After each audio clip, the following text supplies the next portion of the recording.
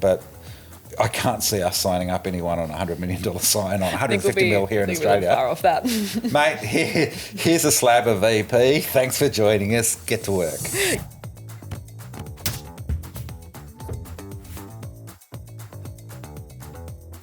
Hello, welcome, Budri Gamawara from the Gadigal lands in Sydney. It's time for Startup 360, the weekly show from startupdaily.net, all about the tech and people behind it. I'm Simon Thomsen and... I'm Majella Campbell. How's your week been? Had a great one? It's been a good one. It's been a roller coaster, if I'm honest. It's been a cold one and a wet one too. It certainly has. But it's been good overall. I'm going to give it a B+. A B+, okay. There was a moment where I just thought maybe I'll sort of cancel this one and start again next week. But, you know, we've got a couple of inspiring guests to talk to this week, which always gets me out of bed early. Mm-hmm. Tell us, who have we got on the show today? We've got two incredible guests. Yep. Our founder for this week is Nick Lissette, who is the CEO of Black Pearl Group. He is just an incredible character. Our first guest from overseas, dialing in from New Zealand. So I'm pretty excited about that, the tech. Hopefully Matt has put all of the 20-cent coins in the internet and it will work just fine for us. And who's doing 10X? Second guest is Miguel Anton from Jato Studios, who is a design expert and working with heaps of founders. He's got some incredible insights. Cool. I'm really and excited. I think he used to work for LVMH. Now, I have to say I'm more on the MH side than the LV, the Moet Hennessy, of course, champagne and cognac, but I'm sure he's going to have some amazing insights. Look, before we go any further, I do have an important announcement for anyone who's watching or listening this week.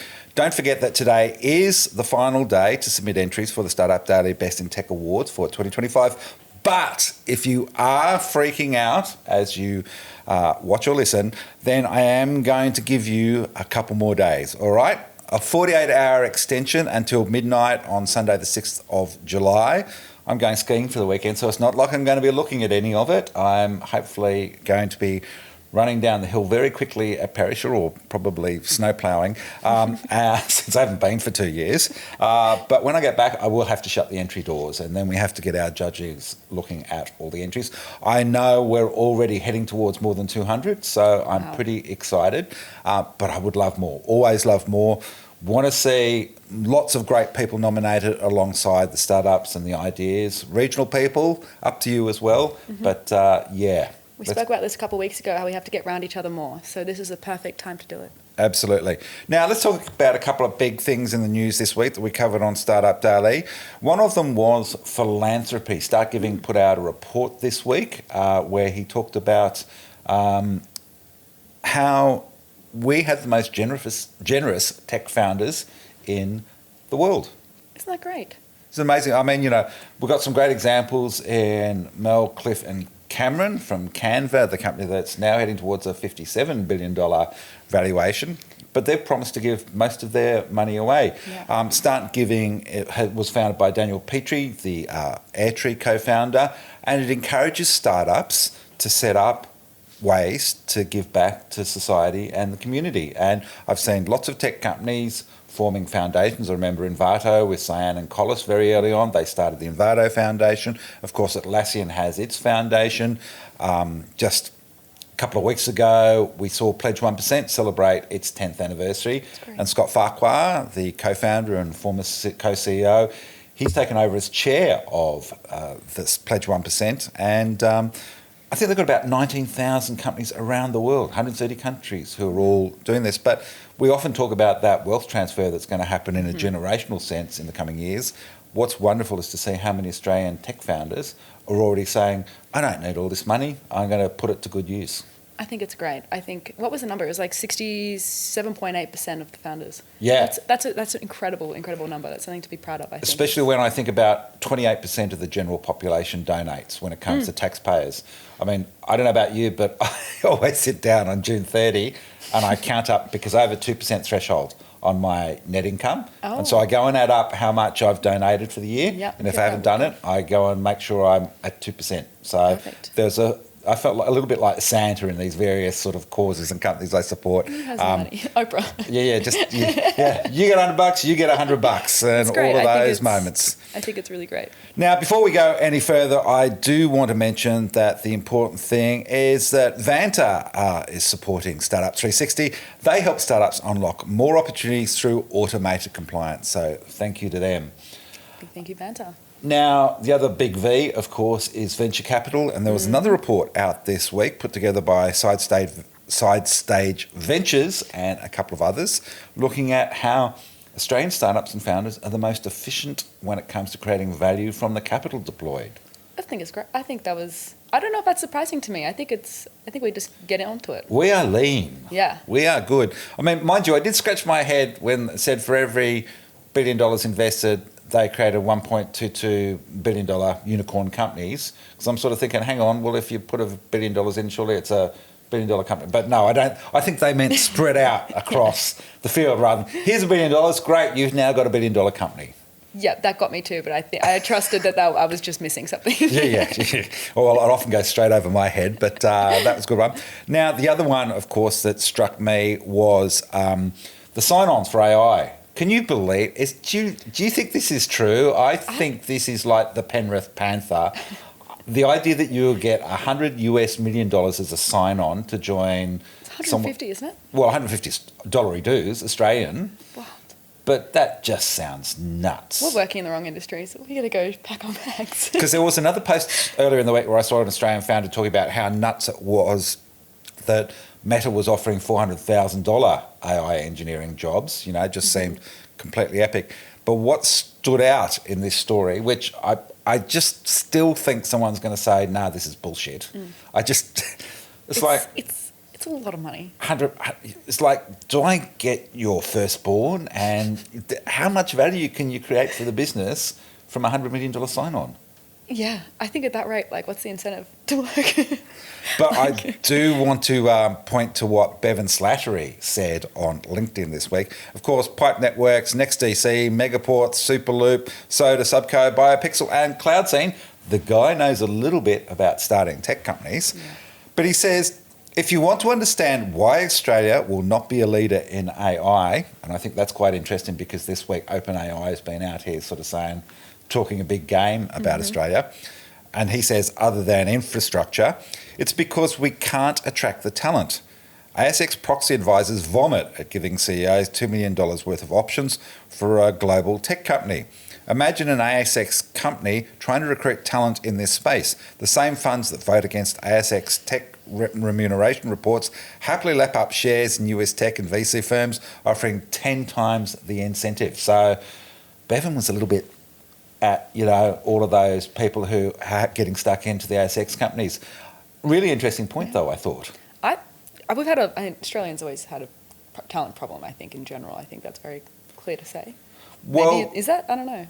Well, the interesting thing is, of course, and I have been a little bit critical of a certain marketplace company, may or may not be called Kogan.com, and what its CEO and founder was pulling off the table for his job, mainly because I just thought it was out of whack with everyone else on the ASX. But I do think he has an interesting point in this one. If we want the talent, we're going to have to pay the money, and if we're going to... But then that also levels out. My biggest problem is when everyone who's doing most of the execution and the work, their wages are falling behind while the C-suite is sort of seeing their pay escalate. We've got to share the love. And, we're seeing that in employee share options and other ways of doing this. I think in the end, it's the distribution of the dividends from building a valuable business and how that goes out. But I can't see us signing up anyone on a $100 million sign on 150 mil here in Australia. Really far off that. Mate, here's a slab of VP. Thanks for joining us. Get to work. Get in there. All right. Well, shall we get cracking on Startup 360 and get our first guest in? I think so. All right. We'll be right back with Nick from Aotearoa.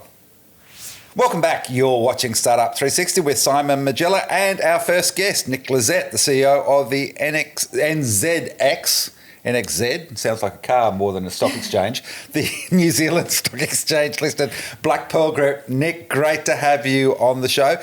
Big news for you this week, and I think investors liked it too. Tell us a little bit about what's going on with Bebop. Yeah, we're super excited. So pretty big stock jump today, although I'd still argue undervalued. What CEO wouldn't say that, right? A little bit like your bonus at the end of the year, mate. Also undervalued, yeah, exactly.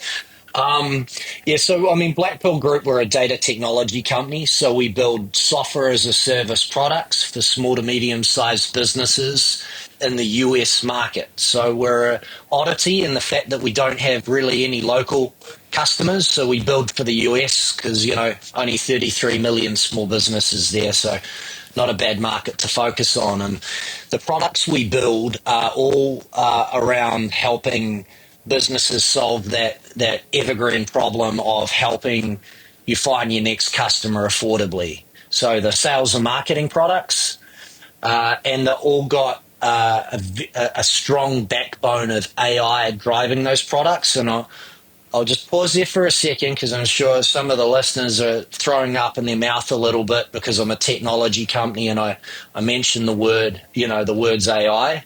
So we are a genuine, like a true AI company. I mean, interestingly, our CTO, Sam Daish, is the ex-head of data and strategy at Xero. Little New Zealand small business. No, little one. Isn't it an Australian company, Xero? A little bit like Crowded House, really. I was wondering whether you're going to take Crowded House from us as well. Come on, we have one good band, and you take it away.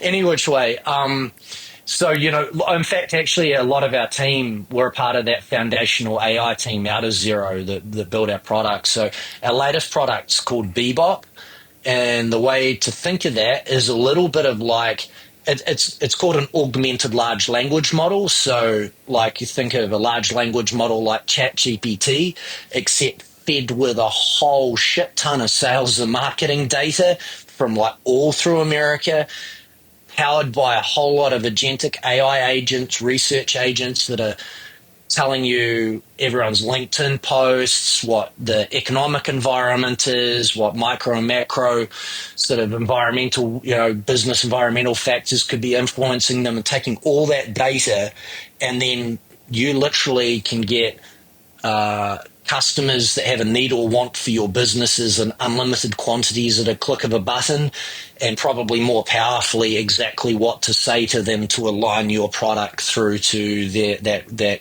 company's challenges. So that's the new product, and it's sold amazingly well at $1.2 million in annual recurring revenue in a 45-day period, which for us was a new record, and one now we have to beat. Well, I just want to add to that, though, you also developed it and took it to market in about 90 days. So you know how to move fast. Hopefully you didn't break anything. But tell us a little bit about that process, because I'm pretty sure you weren't all sitting around going 135 days ago, let's make something that'll have $1 million in ARR, in 5 months. That's such an awesome question. So the gamble we took as a young company, and we're not an overnight success. We've ground it out for a long time to create a platform where we can go quickly. So underlying all our products, we have a proprietary data platform which we've built, and ingest something like 21 billion rows of data daily. And then through that data finds like buying signal, we call them buying signals. You might call them people, customers that are interested in buying the product. And then we take that and bubble it up or serve it into our products that actually sit above that. Because we'd invested in that infrastructure so heavily, I think thick end of 20, my CFO will tell me off, I think it was 20 million worth of investment over, 8-year period, and that affords us now to build super fast. So Pearl Diver just hit 10 million in ARR in 8 quarters. That was built in 45 days from when Sam and myself were starting to draw pictures on a whiteboard to when we actually had it in customers' hands and it was making them money. 45 days. Bebop, which is more complicated build, still 90 days, and then right out of the gate after that, adding in $1 million. And you're talking about going fast. Like, that is your only competitive advantage in my industry. In the technology industry, yeah, it's the quick or the dead, man. The floor is lava, and you better go, you're done. You're finished. I'm just blown away, Nick. That is honestly just incredible. Start off by saying that. But now this isn't your first rodeo. You've previously found another startup, Cloud Silver. Can you talk us a little bit about that journey before Black Pearl and sort of how you got to where you are now? Yeah, Majella, you might not be able to see on this, but if I move further up, you'd truly see how horrifically ugly I am. And so after university, I could only ever get one job, and that was literally selling commercial rubbish bins. That was my job, like the ones with the truck that come in and tip them out, and I'd done that for a little bit. And I was like, well, clearly I'm too ugly and stupid to be employed by anyone else other than a rubbish company. I'm going to have to start my own company. So at 20, Mate, there are plenty of billionaire rubbish guys. yeah, that's actually true. There's a lot of treasure in other people's trash, as they would say. But I was the bottom of that totem pole. Literally, like you had the truck drivers, the sump truck emptiers, everyone was ahead of me. I was the bottom run. So I don't know if I was going to be making money in that industry, but I took an opportunity at 23. I found a failing telecommunications dealership. It was a telecom dealership, which is like your equivalent of Telstra. I bought it for $1. At 23, I thought I was the man. I had like staff and computers and a server and like a car park and an office, and I was like, look at me go, like I'm a real businessman now. And then like 2 weeks later, of course, the first paycheck cycle came in, and I realized we needed to sell way more than we were. And so that was my first company, and I got my ass kicked so bad. I got out of it, did okay in the end, but my mantra is like to, jump out of the helicopter and then figure out how the parachute works afterwards. So I've actually had a few companies after that as well, and yeah, the one just before Black Pearl Group, Silver Cloud mail company was cloud email, anti-spam and content filtering, which goes to show. You can see from the grey hair, that was a while ago, right? No one buys anti-spam anymore. From Aotearoa, there's the man with the silver cloud on top of his head, Works just fine. I never thought of it that way. I never thought of it. I quite like that. Yeah, I'm gonna stick with that. I'm just bringing the New Zealand to the world. Steal that one, Nick. Listen, mate, tell us a little bit about the experience of going on to the New Zealand Stock Exchange. Founders think about exits all the time, but also access to capital, because I know at the moment you've also got a roadshow underway looking at a dual listing over here in Australia. I really want to dive into how you think about capital and what you need, because as your CFO, who's having conniptions about you building a $20 million palace to be able to move really quickly and get products out in sort of 45 or 90 days, I reckon that's not a bad thing to be doing. But you still need the money to do it, and there's not a lot of cash flowing around in New Zealand. Yeah, so interestingly, the majority of my cash that I got before listing on the NZX is out of America. I found it impossible to raise private capital out of New Zealand. And one of my biggest regrets is I bothered to even do that full stop. You just got drips and drabs and unrealistic expectations, and I'm sure I'll get assassinated for saying this, but a very small-minded growth mindset out of here. And I found that really challenging. I got my ass over to America as soon as possible opportunity, and I refused to come home until I actually found a value-add shareholder. And I was burning through all my cash from the previous company.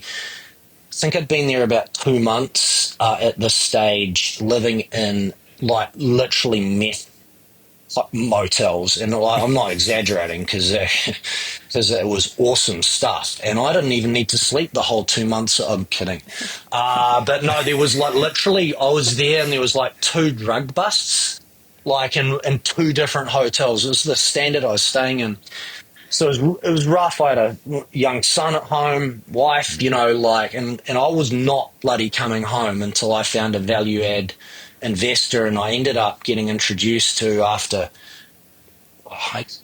countless rejections, a guy that is now our chairman and largest shareholder. His name's Tim Crown, and he's the actual founder and chairman at Insight Enterprises, which is a Fortune 500 NASDAQ listed company, technology company. So after all the failure, I finally found an awesome business partner, and it just changed our whole trajectory. Like now, our fourth largest shareholder is a guy, Larry Van Tile, who's the ex-chairman of Berkshire Hathaway Automotive. I've got ex-C-suite and directors from like Microsoft and other Fortune 500 companies on the register.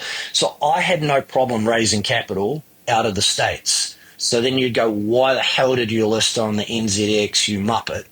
And the answer to that was COVID, because then I got grounded here for 2 years. You remember, they shut the borders on us. I couldn't leave the country for 2 years. I can't get in front of shareholders. I can't meet new people. I can't get in front of our customers. I can't do anything. I'm trapped. And I was like, well, shit, I don't know when this is going to happen again.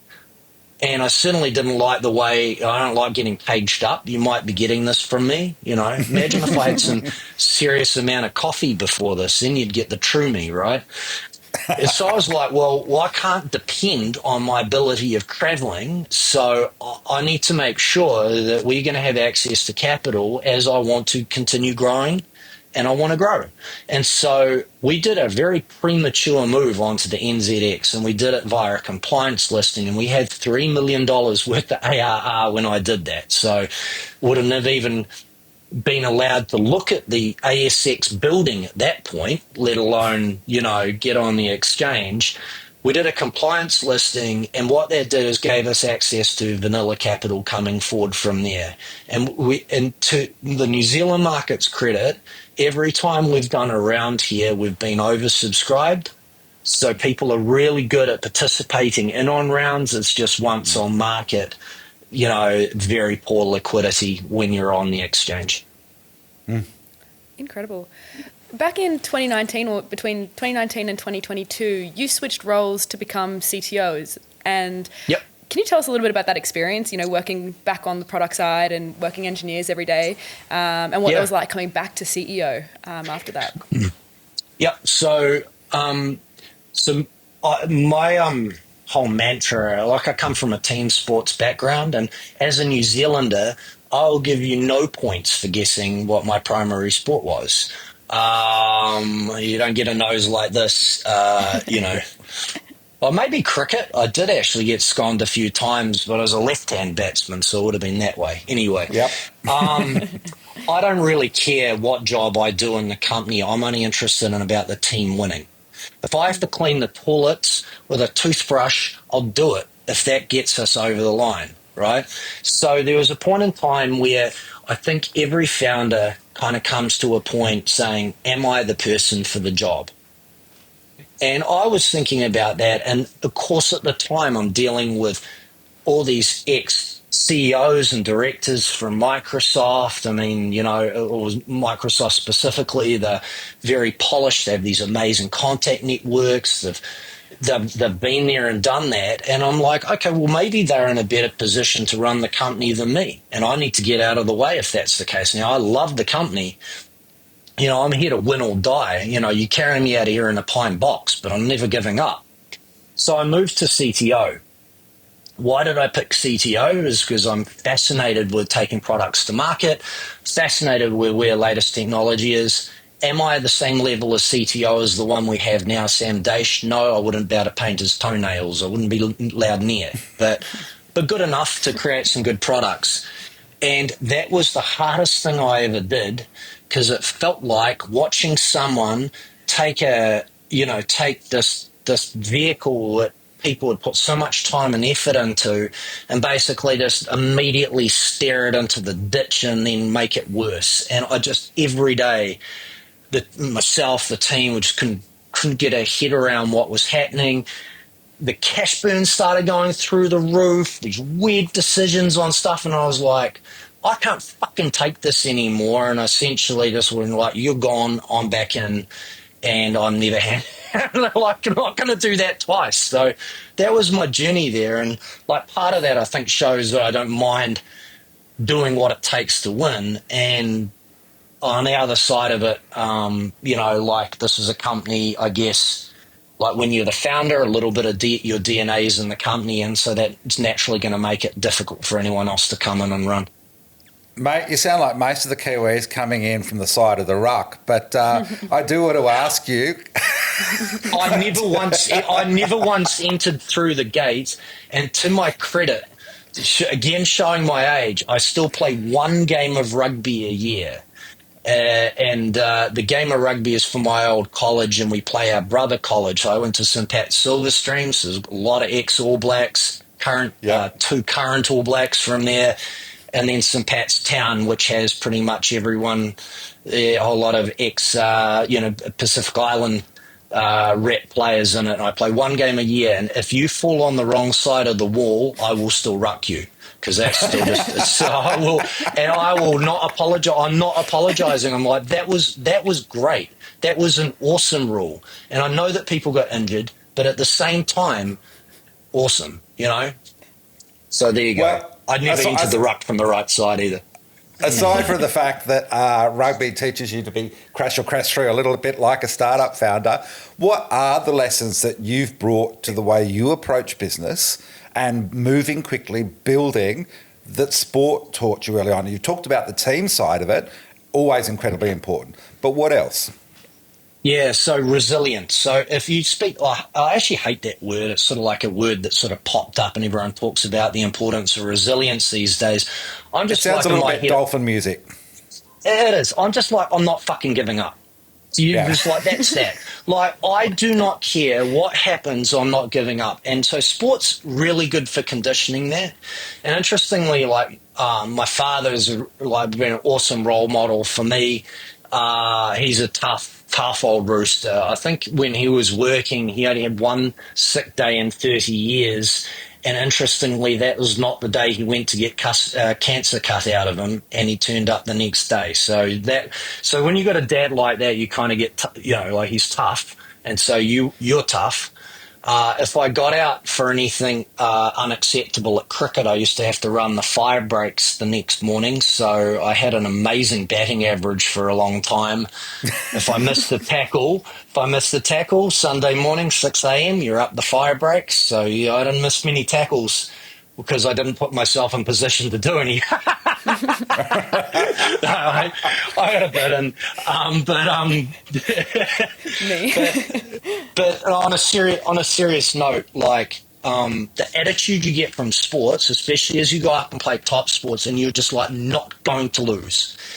In the end, I was playing rugby and I couldn't play anymore because I got so injured so much. I literally wasn't allowed to play anymore. But I would rather die than lose on the field. This is why I got so injured, and I carried that attitude through to business. And so, like with business, I don't care what happens, and like all the bad situations you've ever heard about people being in business, I've been there. I've had negative money. I've had everything go wrong. I've had people pull out of deals, and that was my last hope of stuff, and no money to pay anyone, all that shit. And not just once, not just for a little, but for almost a decade with Black Pearl Group. So the one thing about me is that is like constant, it's just calluses. It just injects you with this titanium backbone, and you're like, oh, well, get fucked. I've gone through hell, and I am not now stopping to get there. Sports certainly help with that. The physical disciplines that come with that. I still like do a hell lot of training that I don't feel like doing all the time, not because I want to be fit, but because I make myself do it because it's unpleasant. So a bit of that goes through. Love it. He's a tough nut like his old man. I'm nothing like my old man. If you heard that, I'll be having to go for another run up the hill on Sunday. He's 80 and he'd still probably beat me up there. So there we go. That's awesome. So a little while ago, you bought the Ukrainian startup New Old Stamp. Can you tell us a little bit about like that acquisition journey and what that sort of looked like internally within the org? Yeah, it was really exciting at the time. We were all putting our hands up to go over there to help with the integration. So you Australians have got no sense of humour. That was the best joke of today. And Well, none of you just looked deadpan at me. I was processing. I was processing. You know, it's like I was hoping you bought a drone company over there because they're doing pretty well right now. So what interests me about New Old Stamp is like, and you often get this out of like other countries, is people that have like no access to money and can't afford to do customer acquisition through traditional ways like pay to play and things like that, come up with really ingenious ways of customer acquisition.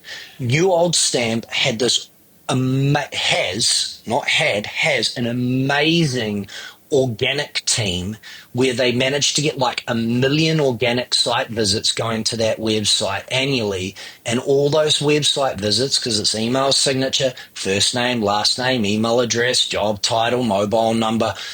HubSpot famously have been giving away free email signatures for ages because they know it's an absolute goldmine of data. And so one of the reasons we're so successful with our launch of Pearl Diver, and that went from, got the first $1 million in maybe 90 days after, in a 90-day period soon after launch, is that we profile who we want to sell to based off data. The data is the fuel of sales and marketing, and that gave us an amazing, rich source of opportunity to sort of feed and dissect and then decide who we were going to land ads right in front of. So that was really the method to the madness of that purchase, not so much about the, work excursions. Now, Nick, I want to talk about spare time. I reckon there's probably a little bit there, or just some downtime that you have. Is the guitar handy? It's normally within arm's reach if I know you well enough. But I wish I did, but I'll show you the funniest thing. I still play semi-professionally. I blew my opportunity of playing professionally in an audition in Air Studios in London, which was owned by George Martin at the time, the ex-Beatles producer. I didn't realise it was such a serious audition, and went out and lived it up large in London, and had no voice and balls the audition up.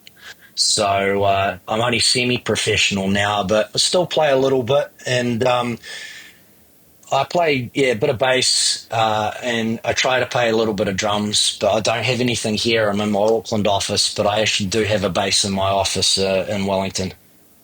And so what do you like to do to wind down? How do you get the pressure out of your head so that you do front up the next day feeling fresh and recharged? I am super interesting in that way. I'm what you call an active relaxer. So obviously sort of play multiple instruments. I train a lot. I still try and keep up with my son's rugby training. He's getting into the rep circuits over here. So still doing hill sprints and weights and all that sort of stuff. Halfway through a private pilot's license, I idiotically bought a vineyard a little bit ago. So trying to figure out how the hell that works. You better go around and say Sam Neill about that. Oh my God. I tell you what, most expensive wine I've ever drunk's my own wine, because so I'm like, yeah, shit, don't do it. Was all I can tell you.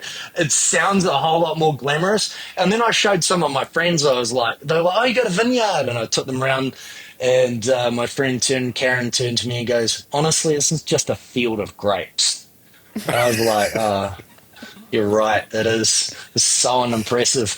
I love spending time with my kids, and so actually all these activities, like my son's an amazing musician, he's still into sport. My daughter's a really talented little artist, and I'll try and get involved with that. And so I love trying to spend as much time with my kids and then weaving in all the activities I like as well, so I get the best of both worlds. You want to bring it home? Got one more? I have it's a bit of a random question, but you mentioned you're crunching basically, is it 21 billion lines of data every day, or? Yeah. Insane. What's the most unlikely human pattern that's come out of that's just surprised you?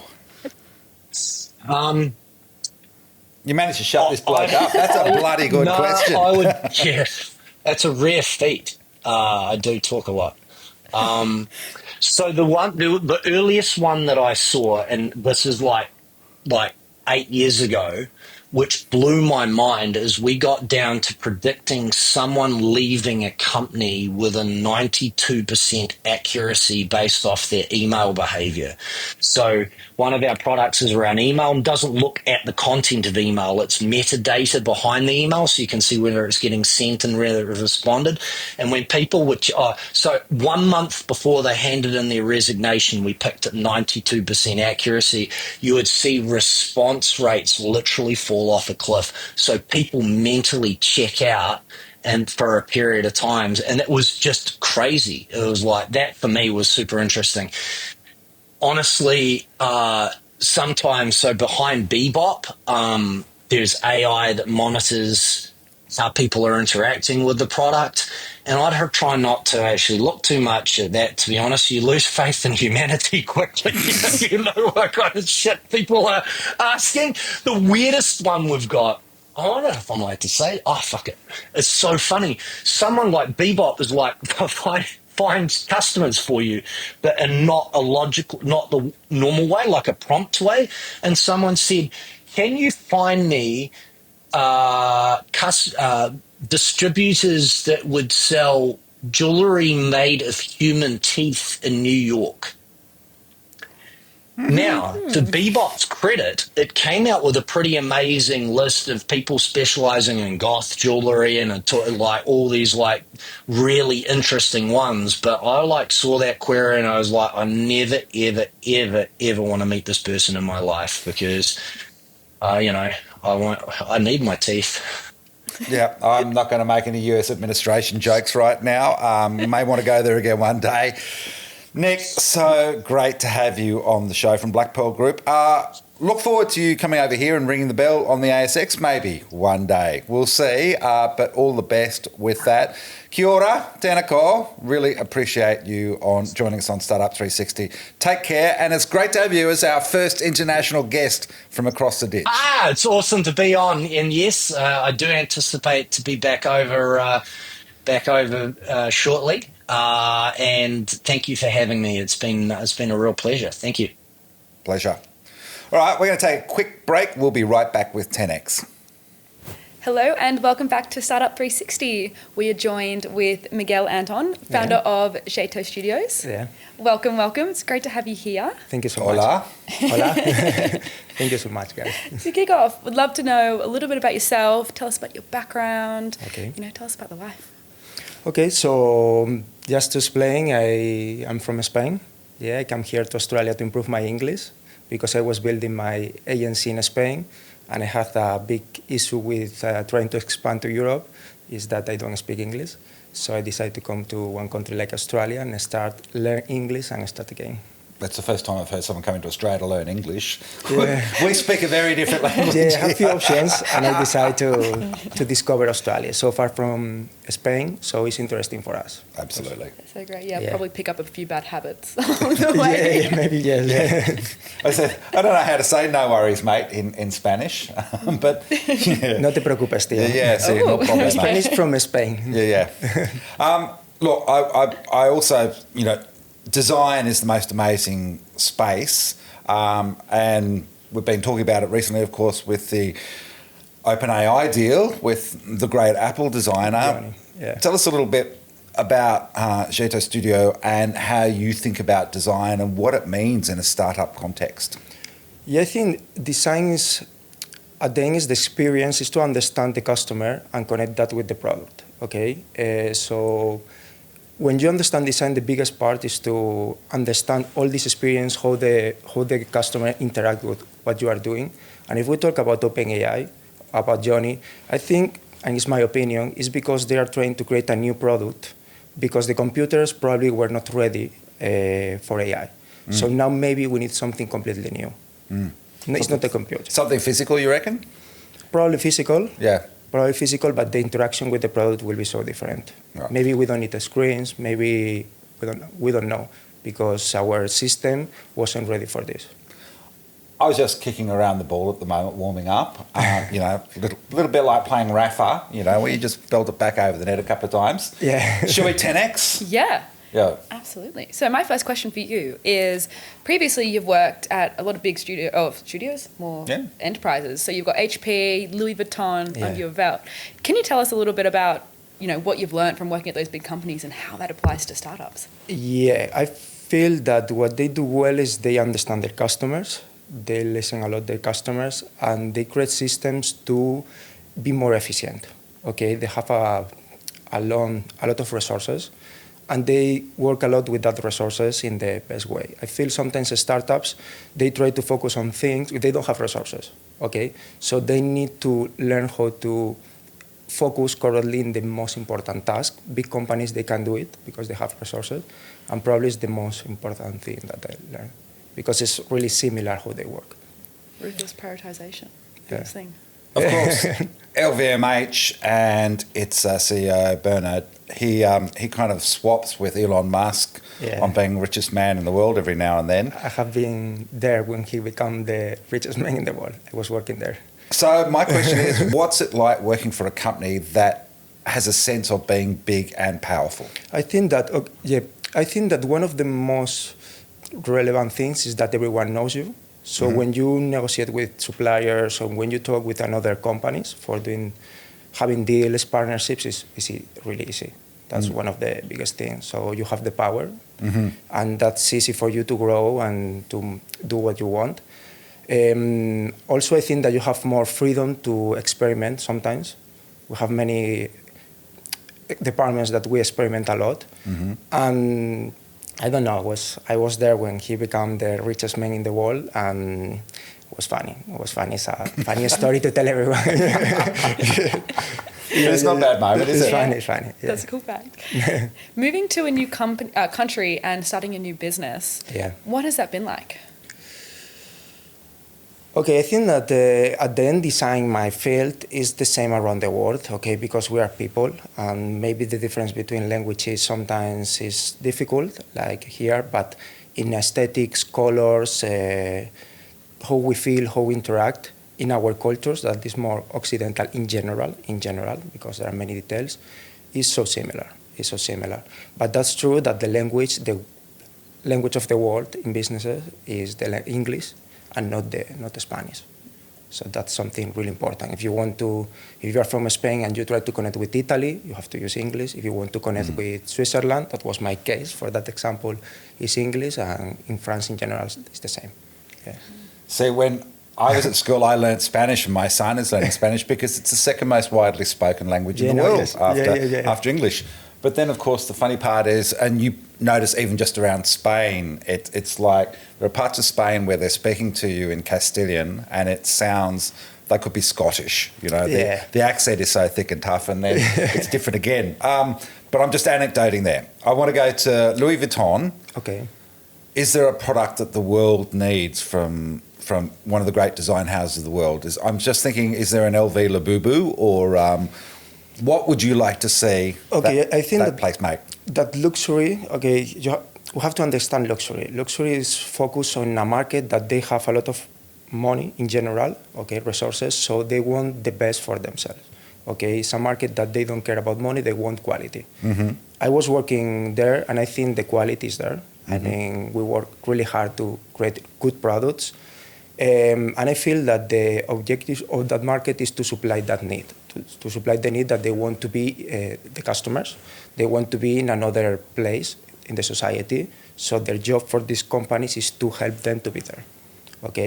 Understanding Labubu, I think that is a good, really good idea. And I think that it follows the trends of the more streetwear brands like Supreme and that brands, that they create a lot of exclusivity and they create a need. Like you cannot buy this, so you have to buy it in the second-hand market, so it starts all the hype. And they learn how to do this using famous people, because all the society wants to be that people, so then you create a change of need, and for that everyone loves la pupo now. Because I look at them and I just see Smurfs with a crystal meth addiction. It's like they are the strangest looking things. Yeah. Is that the appeal? I guess so. It's so interesting. Yeah, there's a great piece that the team from F5 Collective wrote for startupdaily.net about the lessons you can learn from it. Well worth a read if you haven't had a chance. I want to know, what is your favourite food from home? It's a bit of a basic My favorite food is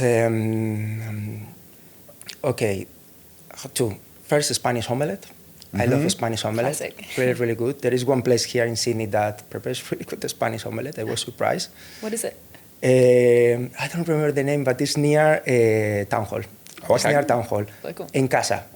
Oh, If yes. Oh. Yes. It's really They have Spanish. one in I mean, Cove. I was there and say, okay, this looks like my grandmother food. And the second is from Galicia, and from Galicia is octopus. It's octopus. It's very famous in Spain, our octopus. Yeah. Do they have a good Australian place to get it? Anything I that think comes close? it's more difficult to find this. It's really, but all the people can go to Spain and ask for the Galician octopus, and it's famous. Yes, Okay. we should. We must. We'll go international episode. Yeah. I want to talk about design for a second, Miguel. Is there an idea that can't be translated? Do you come across founders who are going, this is what I want to do, and from a design perspective, it can't be done, or is that your job quite simply to solve that? Okay, there are many things. For example, the new founders, what they say, because many of them ask me questions, I'd say the most important in a business for me are the resources, is how much time you have if you're a founder.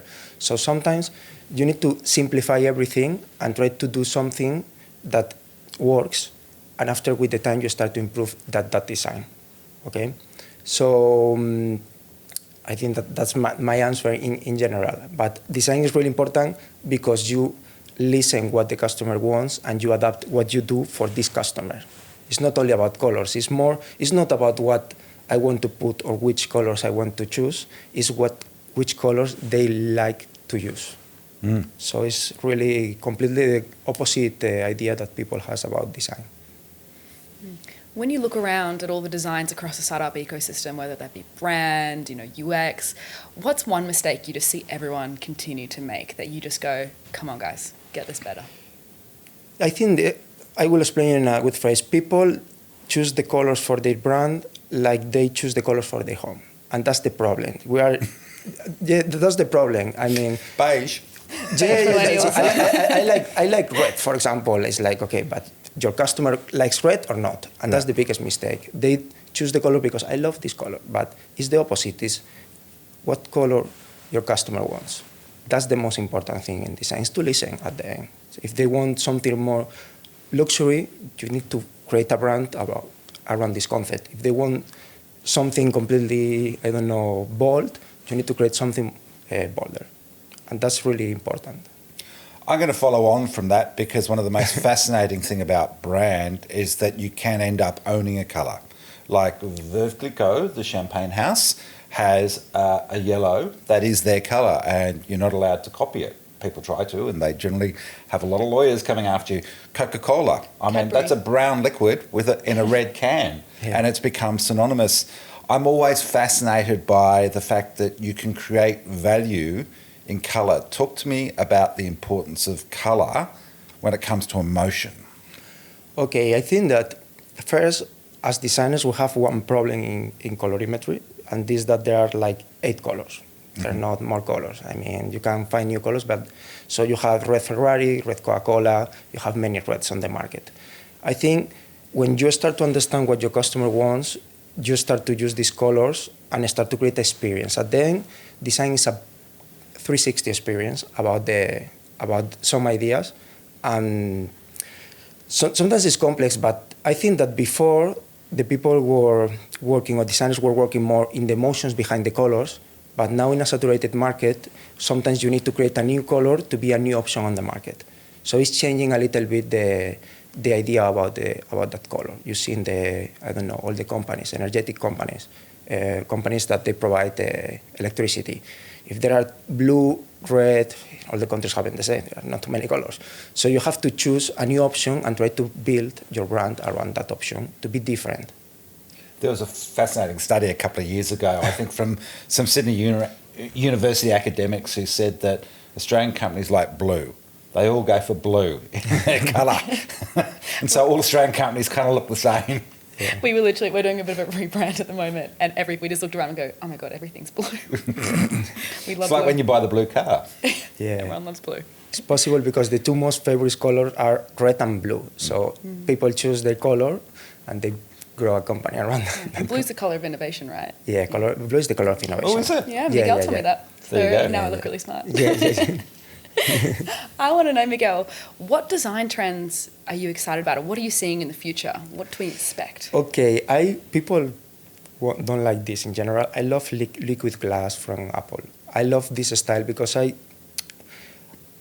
think that Apple always, they do the same. They do something that people don't like too much, but a few years later, people love it. So they are testing new experience, trying to create more the design of shapes more than the design of colors. I feel that, and I like that trend. Let's see what happens, but probably will change the world in the Probably design. getting a lot of websites that just look like Apple again.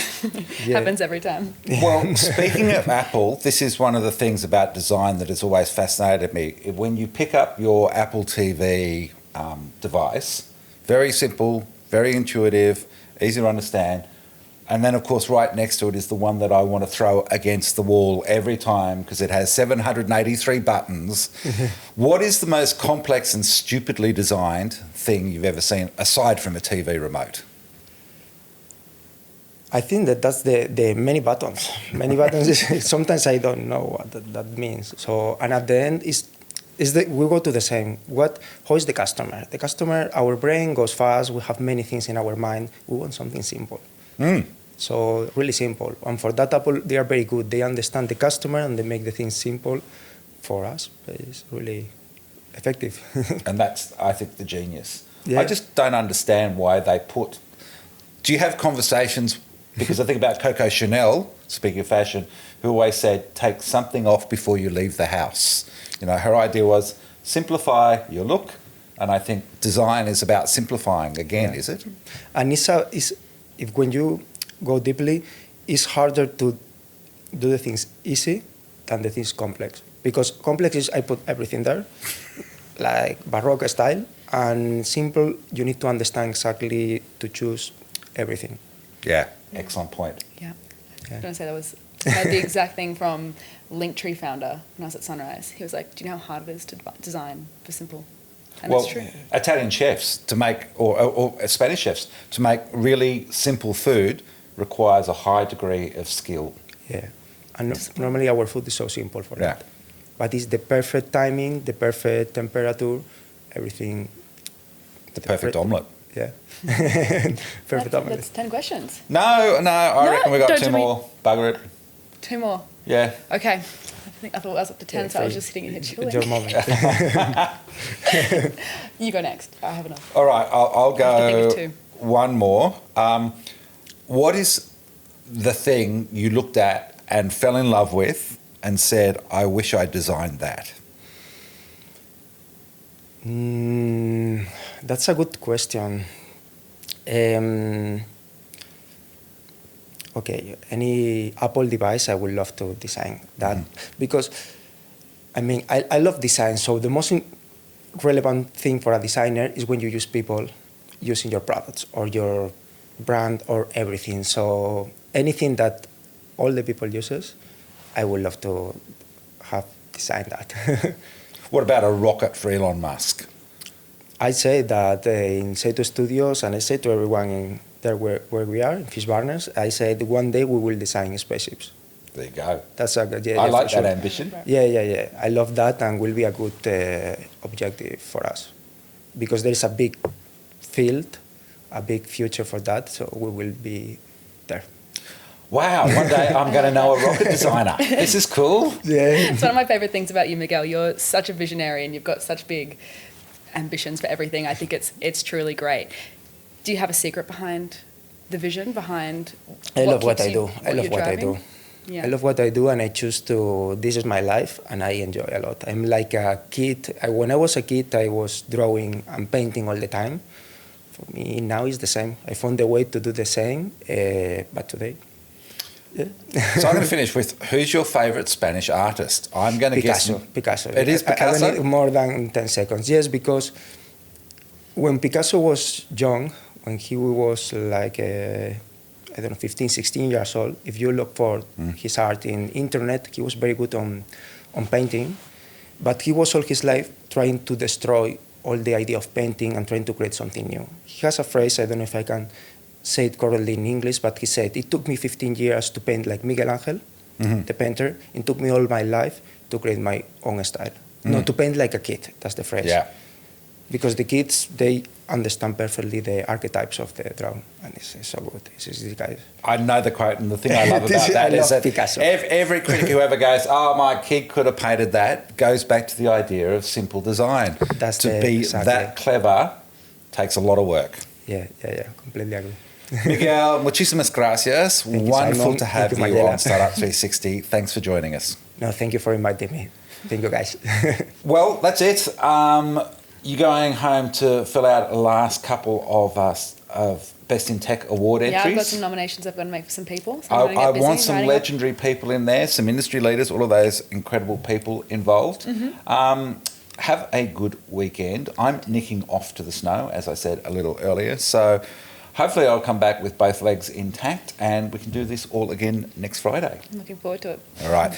This is a Pinstripe Media production, produced and edited by Matt Jackson. Huge thanks to Ella Walsh, James Vass and Vanta for their support. Don't forget to subscribe on Apple, Spotify, and of course you can watch on YouTube. And also read startupdaily.net for all the ANZ tech news for free. Like I said, get your entries in to Best in Tech. I'm going to give you until Sunday. Have a great weekend. Bye for now.